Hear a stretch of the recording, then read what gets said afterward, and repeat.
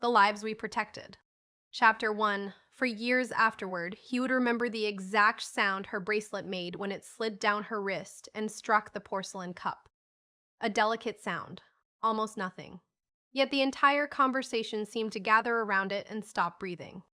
Across from her, her husband continued speaking about retirement accounts and coastal property, unaware that something irreversible had already entered the room and quietly taken a seat beside them. The restaurant overlooked the harbor. Rain pressed softly against the windows. Behind the glass, boats shifted in their slips like restless animals unable to sleep. "You can't trust water anymore," her husband said. "Every town that touches the coast is selling nostalgia at luxury prices." He smiled after saying it. He was the kind of man who waited briefly for appreciation after his own observations. Daniel nodded politely. Claire lowered her eyes to the tablecloth. The waiter arrived with another bottle. No one had asked for it yet. "Not for me," Claire said gently. "You've barely had half a glass," her husband replied. "I'm driving. We can leave the car." "I'd rather not." Her husband shrugged with practiced tolerance. 25 years of marriage had refined his impatience into something elegant. It no longer looked like cruelty. That was part of the problem. The waiter hesitated, then poured only for the two men. Daniel watched Claire thank him with a faint smile she did not mean. Outside, fog had begun swallowing the far edge of the marina. Masts disappeared first. Then light itself. "You still in Boston?" her husband asked. "Most of the year." "And the university keeps pretending to pay you adequately?" Daniel smiled. "We've all agreed to suffer for literature. That stopped being noble sometime around the second mortgage." Claire laughed quietly then, unexpectedly. Not at the joke exactly, at the rhythm of it. At the familiar performance of men who no longer believed their own cynicism. Daniel turned toward her. The years had altered her with unusual intelligence. That was his first coherent thought. Not preserved, not untouched. He distrusted beauty that resisted time too completely. It felt arrogant, false, but Claire had become more herself with age, not less. The softness around her mouth only deepened the seriousness of her gaze. Silver threaded discreetly through her dark hair near the temples. Her face carried evidence of actual living. She noticed him looking. Neither of them looked away quickly enough. Her husband continued speaking. Something about tax laws now. Investments. The absurdity of modern architecture. Daniel heard the words only distantly. Beneath the table, his hand had tightened around the stem of his glass.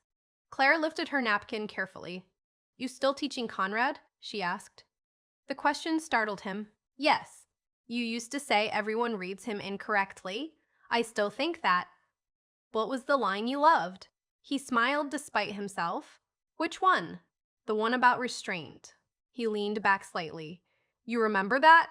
"I remember almost everything you say," she answered. Her husband glanced between them then, mildly curious. "You two knew each other before tonight?" The silence that followed was brief, but not brief enough. Claire reached for her water. "Years ago," she said, "at the museum board dinners, before we moved west." "That's right," Daniel said. "Your gallery sponsored a lecture series."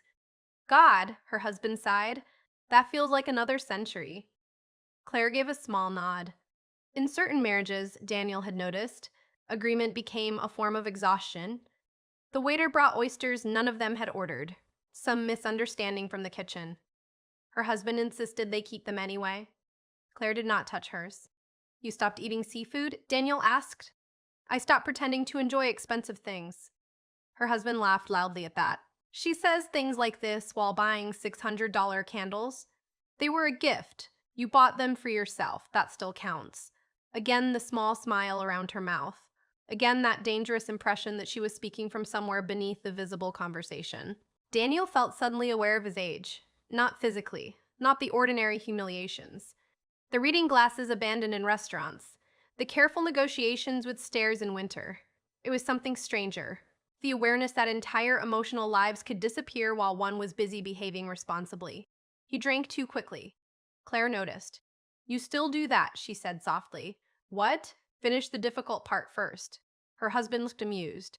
"I'm learning things about you tonight." "There's very little to learn," Daniel replied. "That's never true," Claire said. Rain moved harder against the windows now.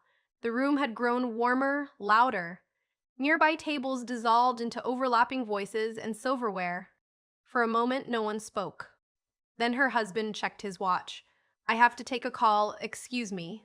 He stood, kissed Claire automatically near her temple, and disappeared toward the entrance with his phone already in hand. The silence he left behind felt immediate and intimate. Claire kept looking at the untouched oyster before her. You didn't tell him, Daniel said. There seemed no reason. That depends what version we're discussing. Now she looked at him. Age had not diminished the directness of her gaze. If anything, it had sharpened it into something almost unbearable. You make it sound scandalous, she said. Wasn't it? A faint breath escaped her. Not quite laughter. We had one kiss, Daniel. Yes. In a parking garage. Yes, 20 years ago. He nodded. 20 years ago. He nodded. And yet, she said quietly, you still remember my bracelet hitting a coffee cup. His throat tightened. The sound around them blurred slightly. She studied his face with unnerving calm. You remember that too. I remember everything about that night. Neither moved. Near the bar, someone dropped a tray, glass shattered. Several people turned briefly toward the noise, then returned to their conversations. Claire folded her hands together. My husband thinks memory is a form of self-indulgence, she said. What do you think? I think memory decides for us. Daniel looked down at the table. There it was again. The sense that they had resumed a conversation interrupted decades earlier. Not restarted. Resumed. Dangerous because of its continuity. How long are you in town? She asked. A week. For the conference? Yes. You hate conferences. I hate loneliness in hotel rooms slightly more. The honesty surprised both of them. Claire's expression changed almost imperceptibly. Outside, fog erased another section of harbor lights. You shouldn't say things like that to married women, she said. You kissed me first. She smiled then, fully this time. It altered her entire face. My God, she murmured. You really have stayed the same. No, he said. I absolutely haven't. Her husband returned before either could continue. Sorry, he announced. Singapore? As a country? Claire asked. As a problem? He sat back down heavily and reached for his wine. Did I miss anything interesting? Daniel met Claire's eyes briefly. No, she answered. But something had already begun rearranging itself inside him with quiet and irreversible precision. Later, after dinner, rain flooded the streets in silver ribbons. They stood beneath the restaurant awning while valets disappeared into weather-carrying umbrellas that immediately turned useless in the wind. Her husband was irritated now. The call had followed him back from the table like an unpleasant odor. If they move the hearing to Monday, he said, I'll have to cancel Carmel. You said we might cancel anyway. I said possibly. You said likely. I said we'd discuss it. Claire wrapped her coat tighter around herself. Daniel stood slightly apart, hands in his pockets. A black sedan finally approached the curb. That's us, her husband said. Then, turning to Daniel, you still at the Lenox Hotel? Yes, we should have lunch before you leave. Daniel nodded politely. Claire said nothing. Her husband opened the rear door for her. She placed one foot inside, then stopped. You still walk when you can't sleep? She asked Daniel. The question arrived so unexpectedly that for a moment he could not answer. Yes. She considered that.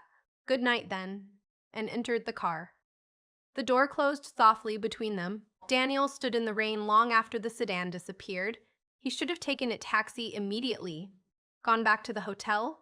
Read until exhaustion overtook him. Instead, he began walking toward the harbor without fully deciding to. Cold water gathered at his collar. The city had emptied itself into reflections. Streetlights stretched across pavement like smeared gold leaf. Somewhere nearby, a saxophone drifted out from a basement bar. He walked slowly. At 62, his life had acquired the appearance of completion. That was the unsettling part. From the outside, everything seemed settled into its final arrangement.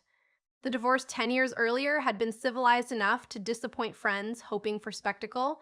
No children. Several books modestly admired by serious people and ignored by almost everyone else. Visiting lectureships. Quiet apartments. Long, solitary mornings. He had mistaken structure for peace. At the harbor railing, he stopped. Rain struck the black water in thousands of small collisions. And there, without warning, Memory returned with devastating clarity. The hospital corridor, snow melting on tile. Claire standing beside a vending machine at 2 in the morning wearing a blue coat and holding paper cups of terrible coffee. Her father dying upstairs. Daniel visiting his own brother after surgery. Neither expecting the other. You look frightened, she had told him then. I am. Good, she said. People should be frightened in hospitals. And later, much later, after hours of talking quietly beneath exhausted fluorescent lights, she kissed him, briefly, almost formally, then stepped back as though both had approached the edge of something enormous in darkness. He closed his eyes now against the rain. 20 years. 20 years, and still his body remembered her before his mind permitted itself to. A voice interrupted him. You're getting soaked. He turned sharply. Claire stood several feet away holding a dark umbrella. For a moment neither spoke. I thought you left, he said. I did. And my husband went back to the office. Daniel stared at her. At 11 o'clock, he's very devoted to disappointment. The harbor wind pulled strands of wet hair loose around her face. You followed me? No, she said carefully. I knew where you would go. Something dangerous moved quietly between them then. Not passion exactly. Recognition. She stepped closer beneath the umbrella until rain no longer touched him. The intimacy of sudden shelter felt almost unbearable. I shouldn't be here, she said. No, but I am. Yes. A boat horn sounded somewhere deep in the fog. Claire looked toward the water. When my father was dying, she said, you told me something I've never forgiven you for. Daniel searched her face. I don't remember. You said people become more honest near death because they no longer have time to protect the lives they built. The rain thickened around them. And, he asked quietly. She met his eyes. And I think you were right. Then, before he could answer, she reached up and touched his face with one cold, rain-damp hand. Not a lover's gesture, something far worse, something tender,